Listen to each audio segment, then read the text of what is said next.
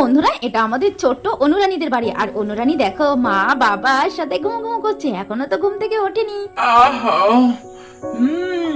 কত বেলা হয়ে গেছে। বন্ধনা তো এখনো আমাকে ডাকলো না। ও বাবা, বন্ধনা তো এখনো ঘুমাচ্ছে। আচ্ছা ঠিক আছে, ঘুমা, আর ডিস্টার্ব করবো না। আমি ততক্ষণ রেডি হয়ে নি, সকাল সকাল আজকে অফিসে যেতে হবে, মিটিং আছে। আরে ও বন্ধনা, ওঠো। আরে আমি অফিসে চলে যাচ্ছি, চা টা টিফিন টিফিন কিছু করে দেবে না? আরে আরে বন্ধনার হলো কি, আজকে তো উঠতেই চাইছে না। আমার তো এদিকে লেট করলেও চলবে না, অফিসে মিটিং তাড়াতাড়ি অ্যাটেন্ড করতেই হবে। না, বন্ধনার জন্য দাঁড়ালে চলবে না। যাই, বাইরের থেকে আমি চা টিফিন টিফিন সব করে নেবো। এই বলে আমাদের শুভদা তো অফিসে চলে গেল। আর শুভদার চলে যাওয়ার পর আমাদের বন্ধনা আন্টির তো ঘুমটা ভেঙে গেল। এ বাবা, অনুর বাবা কোথায় গেল? হ্যাঁ, কত বেলা হয়ে গেছে। হ্যাঁ, ও লোক যে আমাকে কাল রাত্রে বলে রেখেছে কাল সকাল সকাল উঠে টিফিন টিফিন করে দিতে। আজকে সকালে যে অফিসে মিটিং আছে, মিটিংটা অ্যাটেন্ড করতে হবে। হ্যাঁ, তাহলে ঠিক মনে হয় ও লোক চলে গেছে। আমাকে একবারও ডাকলেও না, না ডেকেছিল, আমি উঠতে পারিনি। কোনটা মাথাটা এরকম ভার ভার লাগছে কেন? মনে হচ্ছে মাথায় কত কিছু চাপানো আছে। শরীরটা যে আমার একদম ভালো লাগছে না। মাথা তো আমি কিছুতেই তুলতে পারছি না। কি আমার কি জ্বরটা আসবে নাকি? সংসারে কত কাজ আছে, সেগুলো করতে হবে। যাই, ওগুলো করে নিয়ে গেছে। মেয়েটা ঘুমাচ্ছে, ঘুমাক, ওকে আর ডাকবো না। যাই, আমি টুকটুক করে কাজগুলো করে ফেললি তার মধ্যে। এ বাবা, উঠে দাঁড়িয়েছে আর মাথা তো বন বন বন করে ঘুরছে। কি করবো আমি এবার? বাইরে এত কাজ, সকালের বাসি কাজ সব ফেলানো আছে। যাই, যতক্ষণ পারি ততক্ষণ করি, তারপরে যা হবে দেখা যাবে। এই বলে আমাদের বন্ধনা আন্টি তো ঘর থেকে বেরিয়ে এলো। যাই, আস্তে আস্তে কাজগুলো করে নিয়ে যাই। বাবা, কত কাজ, কি নোংরা হয়েছে। হ্যাঁ, উঠোনের একই হাল। হ্যাঁ, মনে হচ্ছে কালকে সারা রাত ঝড় বৃষ্টি হয়েছে, পাতা লতা পুরো ছড়িয়ে ছিটিয়ে আছে। হ্যাঁ, তার মধ্যেও তো রাত্রে বাসন টাসন আমি কিচ্ছু মেজে রাখিনি, আবার জামা কাপড়ও ভেজানো আছে। আমি এতগুলো কাজ কখন করব? শরীরটাও তো সাথ দিচ্ছে না, মনে হচ্ছে জ্বর এসে গেছে। কিন্তু কি বা করা যাবে? যা হোক করে তো আমার কাজ করতেই হবে। যাই, দাঁড়িয়ে না থেকে উঠোনটা ঝাড় দিয়ে ফেলি, আর বাসন কটা মেজে রাখবো। জামা কাপড় না হয় কাচা দরকার নেই, ওর বাবা এসে করবে খানি। বলে আমাদের বন্ধনা আন্টি তো ঝাঁটাটা নিয়ে ঝাড় দিতে লাগলো। বাপরে বাপ, এত পাতা লতা কোথা থেকে যা আসে তা বুঝে পারি না।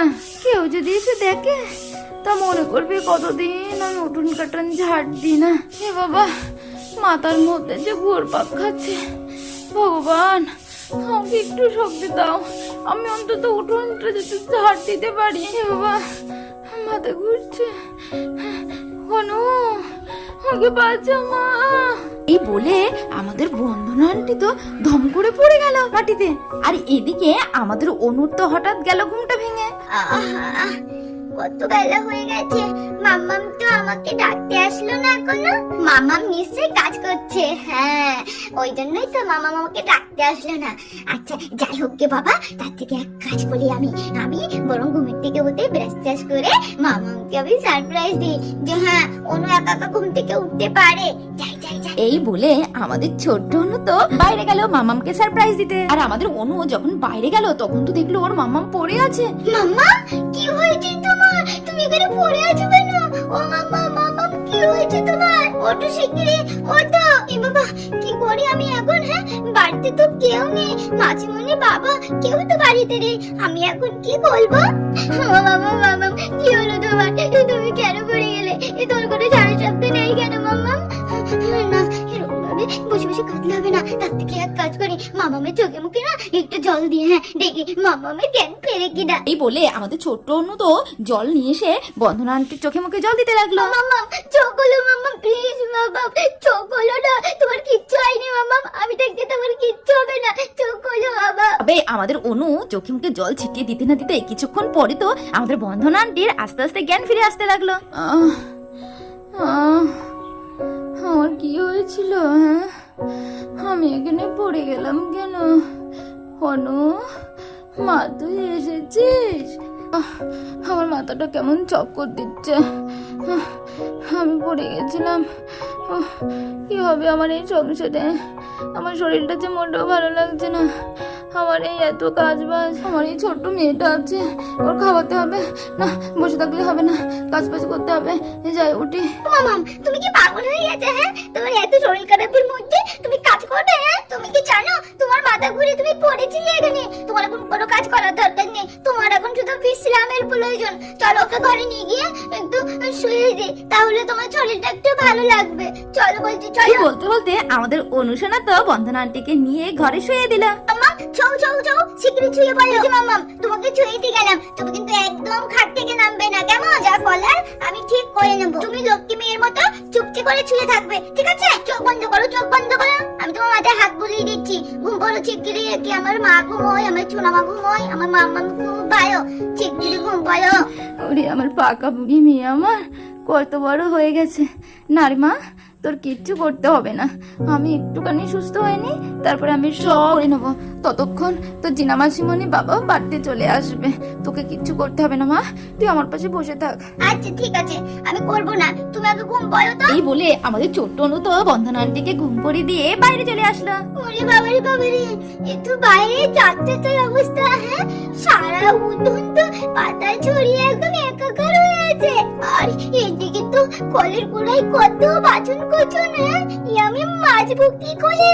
ও বাবা, আর তাছাড়াও তো বালতিতে এক গাদা জামা কাপড় ভেজানো আছে, এগুলোও তো কাচতে হবে। বাবা, এত কাজ আমি করবো কি করে? না না অনু, তোকে করতেই হবে, করতেই হবে। মামা মেয়ের এখন শরীর খারাপ, তুই করবি না তো কে করবে? হ্যাঁ রে, লেগে পড়, লেগে পড়। হ্যাঁ, আগে কি কাজ করলি? হ্যাঁ, আগে উঠোনটা ঝাড় দিয়ে নি, তারপরে থালাটা মাজবো খানি। হ্যাঁ হ্যাঁ, যাই যাই, সেটাই বরং ভালো হবে। এই বলে আমাদের ছোট্ট অনু তো ঝাড় দিতে শুরু করে দিল। উঠোন ঝাড় দিয়ে তো কত কষ্টের কাজ। আমার মাম্মাম তো তাহলে প্রত্যেকদিন এরকমই কষ্ট করে। এই অনু, অনু কি করছিস? এ বাবা, তুই কেন উঠোন ঝাড় দিচ্ছিস? হ্যাঁ, কাকিমা কোথায়? আর বলো না চৌমিলি দিদি, মা জানো তো সকালবেলায় হঠাৎ উঠোন ঝাড় দিতে দিতে না মাথা ঘুরে পড়ে গেছিল। এই তো খানিকক্ষণ আগে মাম্মামকে আমি খাটে শুয়ে দিয়ে আসলাম। এখন তো মাম্মাম ঘুমাচ্ছে, তাই তো আমি এই মাম্মামকে সাহায্য করার জন্য এই তো উঠোনটা একটু ঝাড় দিয়ে দিচ্ছি। চৌমিলি দিদি, আমার উঠোন ঝাড় দেওয়া হচ্ছে গো? আরে অনু, হচ্ছে রে, হচ্ছে। আচ্ছা অনু, তুই যেভাবে উঠোনটা ঝাড় দিচ্ছিস তো তোকে সারা দিন কেটে যাবে, তাও তো তোর আজকে উঠোন ঝাড় দেওয়া হবে না। তুই আমার কাছে ঝাড়ুটা দে তো, আমি তোর উঠোনটা ঝাড় দিয়ে দিচ্ছি। না না চৌমিলি দিদি, ছি ছি ছি ছি, তুমি এ কথা বলো না, আমি ঝাড় দিয়ে দিচ্ছি। পাগলি মেয়ে, আরে দে তো দে। এইসব কাজ করার না আমার অভ্যাস আছে, বুঝলি তো? প্রত্যেকদিন সকালে উঠে আগে আমার উঠোন ঝাড় দিতে হয়, থালা বাসন মাজতে হয়, জামা কাপড় কাচতে হয়, গরুকে খেতে দিতে হয়। এইসব কাজ না আমার একদম জলের মতো হয়ে গেছে। এইসব কাজ না করলে যে আমার কপালে ভাতই জোটে না। আমার চট মাঝে ওকে খেতেই দেয় না রে। কাকিমা তো আমার মায়ের মতো। হ্যাঁ, কাকিমা শরীর খারাপ হয়েছে আর আমি কাজ করে দেবো না তাই কখনো হয়? দে তো দে, ঝাড়টা দে তো, আমি ঝাড় দিয়ে দিই। হ্যাঁ রে অনু, তুই বারান্দাতে না চুপটি করে বস, দেখ আমি এক নিমেষের মধ্যে সব কাজ করে দেবো। এই বলে আমাদের ছোট্ট অনু তো বারান্দাতে বসে পড়লো, আর এদিকে আমাদের সৌমিলি তো কাজে লেগে পড়লো। যা, উঠোনটা ঝাড় দেওয়া হয়ে গেছে, যাই এবার আমি কলপারে গিয়ে থালা বাসন কটা মেজে ফেলি। প্রথমে আমি বালতিতে জলটা ভরে নিই, তারপর থালা মাজবো।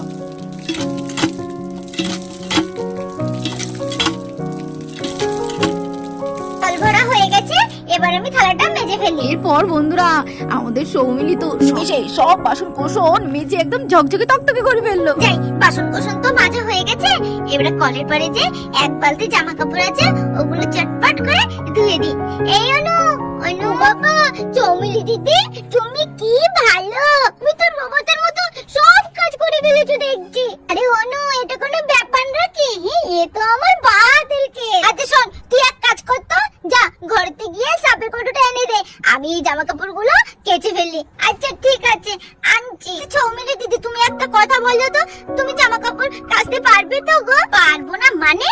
তুই একবার সাপের কৌটোটা নিয়ে আয় না, দেখ কিভাবে জামা কাপড় আমি কাচি, তুই শুধু দাঁড়িয়ে দাঁড়িয়ে দেখিস। হ্যাঁ, এই বলে তো আমাদের সৌমিলি জোরে জোরে কাপড় তোলতে লাগলো। এই দেখ অনু, কিভাবে কাচতে হয়, এরকম করে ধরবি, তুলবি আর নামাবি, তুলবি নামাবি আর জোরে জোরে বাড়ি মারবি, দেখবি কাপড় চাপড় না একদম ঝকঝকে টকটকে হয়ে যাবে। আর দেখতে না দেখতে আমাদের সৌমিলি তো সব জামা কাপড় কেচে একদম পরিষ্কার করে ফেললো। ওরে বাবা, সৌমিলি দিদি তুমি করেছোটা কি? হ্যাঁ, এক বালতি জামা কাপড় তুমি 1 মিনিটের মধ্যে সব পরিষ্কার করে দিলে।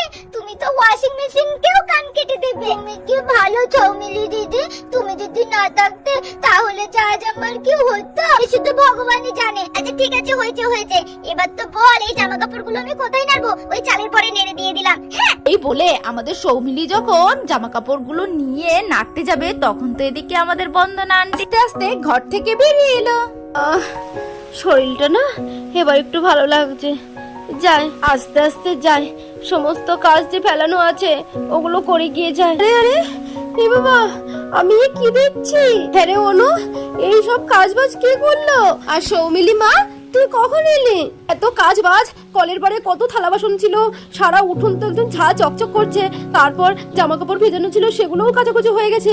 কে করলো রে মা? সত্যি কথা বলতো, এত কাজ কে করলো? জানো মামা, এই সব কাজ জানো সৌমিলি দিদি করেছে, আমাকে একটু কোনো কাজ করতে দেয়নি। আয় ভগবান, সৌমিলি তুই কেন এত কাজ করতে গেলি মা?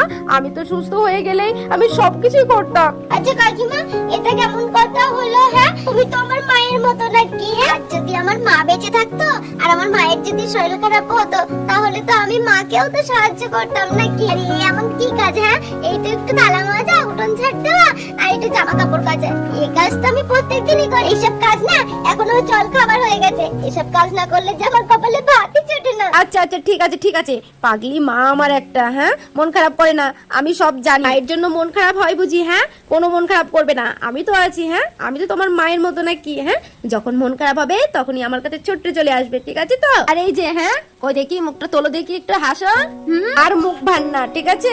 জানো আন্টি, আজকে ঘুম থেকে উঠতে দেরি হয়ে গেছিল আর আমি তো কোনো কাজই করতে পারিনি। জানো, আমাকে বাড়ি থেকে তাড়িয়ে দিয়েছে, আমাকে খেতে পর্যন্ত দেয়নি। তাই কি একটা মনে হলো যাই আন্টির কাছ থেকে ঘুরে আসি। তাই তো আমি তোমার কাছে আসলাম গো। এসে দেখি তোমার শরীর খারাপ। আচ্ছা তোমার শরীর খারাপ এদিকে দেখি অনু ঝাড় দিচ্ছে। আচ্ছা তুমি বলো আমি কি এগুলো দেখে সহ্য করতে পারি? তাই তো তোমার সব কাজ আমি করে দিয়েছি। আচ্ছা আচ্ছা ঠিক আছে ঠিক আছে, করেছো, খুব ভালো কাজ করেছো, ঠিক আছে? আর কান্নাকাটি নয়। এই যে শোনো, আমি দুটো রান্না বান্না করবো, দুটো খেয়ে দিয়ে তারপরে তুমি যাবে, ঠিক আছে তো? পর বন্ধুরা দেখলে তো, বন্ধনা আন্টির শরীর খারাপ হয়েছে বলে সৌমিলি কিন্তু সব কাজ করে দিয়েছে বন্দনা আন্টিকে। তাহলে বন্ধুরা দেখছো তো সৌমিলি ওর মায়ের জন্য কত কষ্ট পাচ্ছে। তোমরা কিন্তু তোমার মায়েদেরকে কিন্তু খুব ভালোবাসবে, ঠিক আছে তো? আর মায়ের শরীর খারাপ হলে মায়ের হাতে হাতে সব কাজ করে দেবে, ঠিক আছে? তাহলে ভিডিওটা আজ এই পর্যন্ত। ভিডিওটি যদি ভালো লেগে থাকে লাইক কমেন্ট শেয়ার করতে ভুলবে না, আর অবশ্যই চ্যানেলটা সাবস্ক্রাইব করে দিও। তাহলে দেখা হচ্ছে নেক্সট ভিডিওতে, ততক্ষণ ভালো থেকো, সুস্থ থেকো, টাটা।